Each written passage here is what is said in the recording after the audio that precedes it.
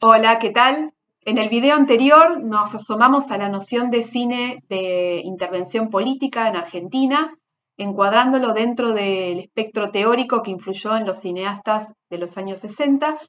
Y ahora la idea es poder especificar un poco mejor las diferentes formas de clasificar al cine argentino de acuerdo con su mayor o menor radicalización programática.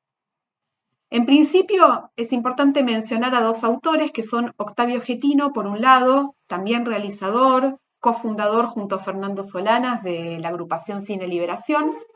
y Susana Vellegia, que escribieron un libro llamado El cine de las historias de la revolución, que nos dan algunas bases para poder estudiar mejor estas cuestiones. Ellos establecen que siempre existe cine político, porque su autor o la industria de la cual salen esas películas va a exponer siempre inevitablemente una concepción sobre la realidad histórica. Siempre va a plantear una mirada particular sobre la realidad social y de ese modo va a estar construyendo sentidos. Entonces podríamos sintetizar que todo film es político, pero podemos hablar de un cine de intervención política en estos años 60 y 70 cuando hablamos de una instrumentalización, es decir, cuando el cine se convierte en una herramienta para la transformación social. Y este cine le asigna al director y también al espectador una postura mucho más activa, un rol más activo, más reflexivo, una postura más subjetivista y también una postura anti-alienadora, es decir, este tema de la alienación va a estar apareciendo también recurrentemente en el ideario de la intelectualidad de los años 60 y 70 y por supuesto también los realizadores argentinos y latinoamericanos la van a abrazar, pero en el caso del cine esta cuestión de la alienación tiene que ver con un oponerse a la noción de cine espectáculo. Entonces Getino y Vellegia van a hablar del cine de intervención política como un cine que tiene objetivos comunicacionales claros, es decir, que tienen como principal intención comunicar un mensaje de una manera simple, sencilla, que llegue a sus destinatarios.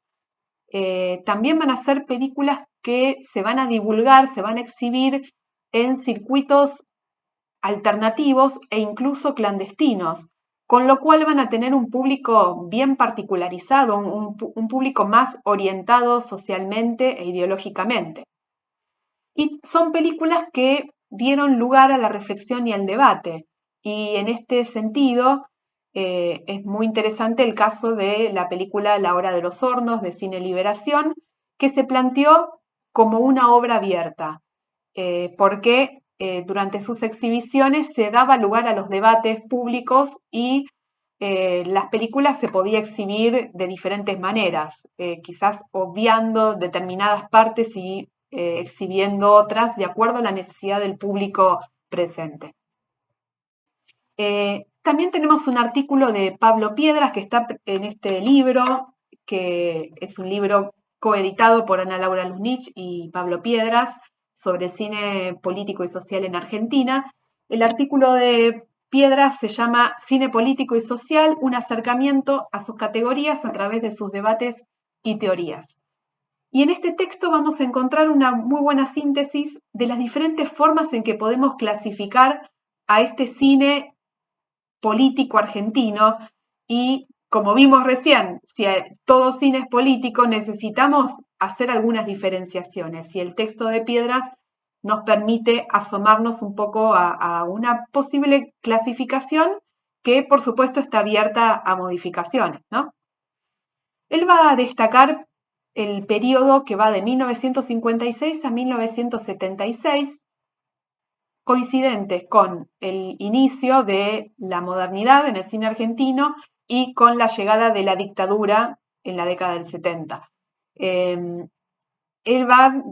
manifestar que este es el periodo de mayor eclosión del cine político y social en Argentina, pero va a aclarar algo que forma parte de la hipótesis que nuclea a este libro, y es que existe una tradición en el cine argentino por realizar películas que contienen preocupaciones sociales,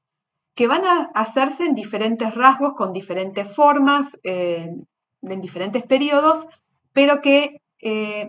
esta preocupación por lo social y lo político no es exclusiva de los 60, sino que atraviesa la historia del cine argentino en su totalidad. Va a mencionar en primer lugar a un cine de intertexto social,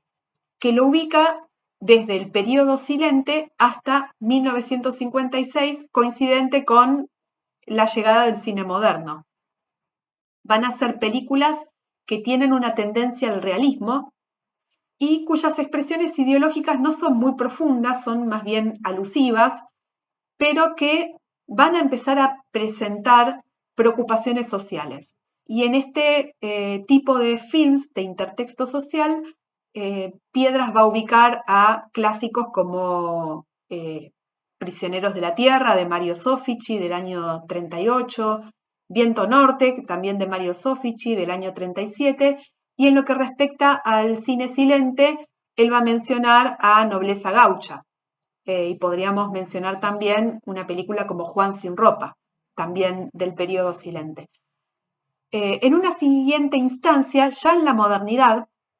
hace mención de un cine documental testimonial que abarca entre 1956 y 1969. Y aquí va a destacar la Escuela Documental de Santa Fe, fundada por Fernando Birri, que va a tener una mirada analítica sobre la realidad social. Recordemos que Birri es el realizador, junto con los alumnos de su escuela, de Tire 10, también fue realizador de Los Inundados y de otras películas dentro de su grupo de alumnos y de los directores que surgieron de ahí. Y él no solamente va a buscar documentar el subdesarrollo, documentar la realidad social, como manifestó en uno de sus textos programáticos, sino que él también va a dedicarse a sentar escuela, va a estar trayendo un movimiento que va a influir en derredor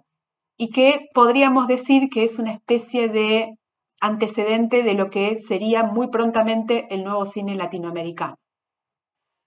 Al mismo tiempo, Piedras va a mencionar el cine de ficción testimonial, que delimita entre 1960 y 1976,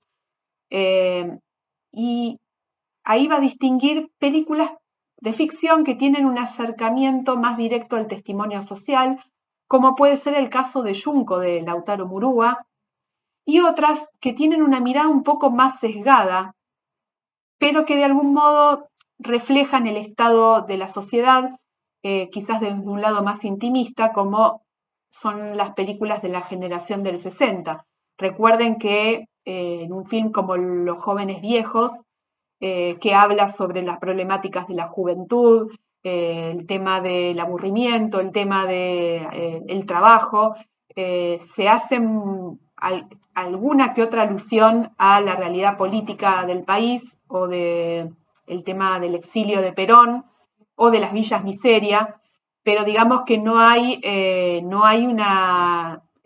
búsqueda directa de transmitir un ideario político, ¿sí? Son películas más bien vinculadas con las nuevas olas europeas. Por último, Piedras va a hablar de un cine político militante, y acá aparece nuestra terminología, ¿no? Este cine de intervención política que incluye entre los años 68 y 76.